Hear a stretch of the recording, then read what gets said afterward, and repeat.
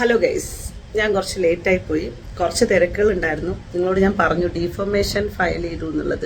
അപ്പം അതിൻ്റെ കുറച്ചുകൂടെ പ്രോസസ്സുകളുണ്ട്. 2-3 ദിവസം എടുക്കും അത് ഫയലായി വരാൻ വേണ്ടിയിട്ട്. അപ്പം അതിൻ്റെ പുറകിലുണ്ടായിരുന്നു. അതിനുശേഷം ഇന്ന് ഉച്ചയ്ക്കാണ് ഞാനൊരു ഇൻ്റർവ്യൂ കൊടുക്കുന്നത്. അത് സിനി ഫയലിനാണ് ഞാൻ ആ ഇൻ്റർവ്യൂ കൊടുക്കുന്നത്.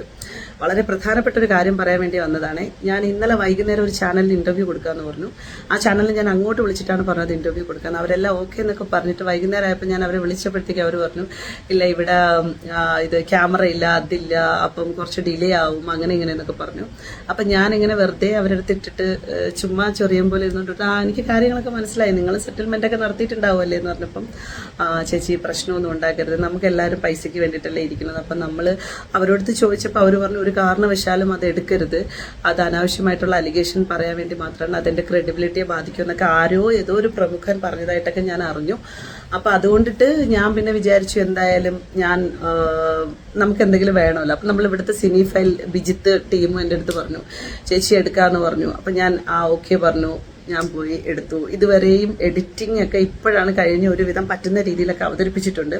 ശരിക്കും പറഞ്ഞു കഴിഞ്ഞാൽ കുറച്ചധികം കാര്യങ്ങൾ പറയാനുണ്ട്. റസൂൽ പൂക്കുട്ടി ഒരു നോട്ടീസ് പബ്ലിഷ് ചെയ്തതുമായി ബന്ധപ്പെട്ടിട്ട് അയാളുടെ AI വീഡിയോ, AI ഫോട്ടോ എന്നൊക്കെ പറഞ്ഞിട്ടുള്ള സാധനങ്ങൾ, അതിൻ്റെയൊക്കെ പ്രൂഫ്, കൃത്യമായിട്ടുള്ള കുറേ അധികം പ്രൂഫുകൾ ഞാൻ എൻ്റെ യൂട്യൂബ് ലിങ്കിൽ അതായത് എൻ്റെ യൂട്യൂബ് ചാനലല്ല, സിനി ഫയലിൻ്റെ യൂട്യൂബ് ചാനലിനകത്ത് ഞാൻ പബ്ലിഷ് ചെയ്തിട്ടുണ്ട്.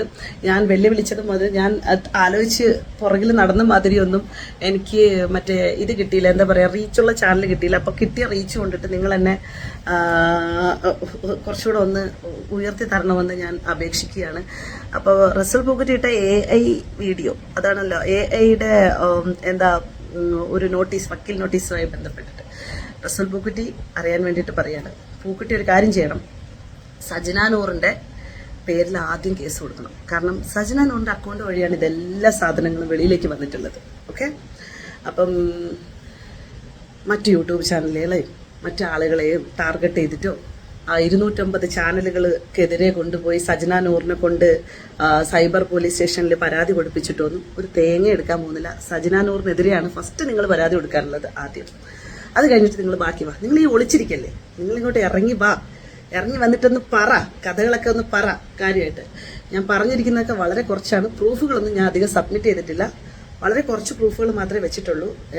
അപ്പം ബാക്കി പ്രൂഫുകളൊക്കെ സബ്മിറ്റ് ചെയ്യുന്നതിന് മുമ്പേ റസൂൽ പൂക്കുറ്റി ഇറങ്ങി വരും. ഒരു കാര്യം ചെയ്യും, എനിക്കെതിരെ വല്ല കേസാകണം കൊടുക്കാനുണ്ടെങ്കിൽ അതും കൂടെ അങ്ങ് ചെയ്യും. അതാണ് ബെസ്റ്റ്. ഓക്കെ, റസൂൽ പൂക്കുറ്റി രംഗത്തോട്ട് ഇറങ്ങി വരും. എന്നാലേ നമുക്കതൊരു രസമുള്ളൂ. കാരണം എന്ന് വെച്ചാലേ ഈ അപ്പുറത്തും അടുപ്പിച്ച് ഇപ്പുറത്തും അടുപ്പിച്ച് തമ്മിൽ തല്ലിച്ച് അവളെ വെച്ചിട്ട് അവളെ ഭർത്താവിനെ അടുപ്പിച്ച് അവളെ വെച്ചിട്ട് അവളെ കൂട്ടുകാരെ അടുപ്പിച്ച് ഇവള് തന്നെ ഇത്രയും വലിയ ഫ്രോഡും കാണിച്ച് അയ്യോ എൻ്റെ പൊന്നേ എനിക്ക് വയ്യ. അപ്പം അതല്ലേ രസം. എന്തായാലും സജനേനെ ഇറക്കി വെച്ച് ഇത്രയും വൃത്തികെട്ട അലിഗേഷൻ, നിങ്ങൾ വിചാരിച്ച ആളെ മാറിപ്പോയി, നിങ്ങൾക്ക് ആള് തെറ്റിപ്പോയി. ഞാൻ ദിയാസനയാണ്. ഓക്കെ, പിന്നെ ലാസ്റ്റായിട്ട് പൈസ വാങ്ങിച്ച് വീഡിയോ ചെയ്യുന്ന താത്ത പൈസ വാങ്ങിച്ചതിന്റെ പ്രൂഫ് ഉൾപ്പെടെ, താത്താടെ സ്റ്റേറ്റ്മെന്റ് ഉൾപ്പെടെ, ബിഷപ്പിന്റെ കഥകൾ ഉൾപ്പെടെ എവറിത്തിങ് സാധനങ്ങളായിട്ട് ചേച്ചി വരുന്നുണ്ട്.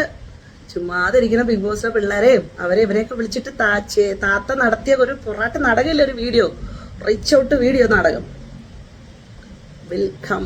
ഓക്കെ, റസൂൽ പൂക്കുറ്റിയായിട്ടുള്ള പുതിയ ഡീലിങ് നമുക്ക് കാണാം കേട്ടോ.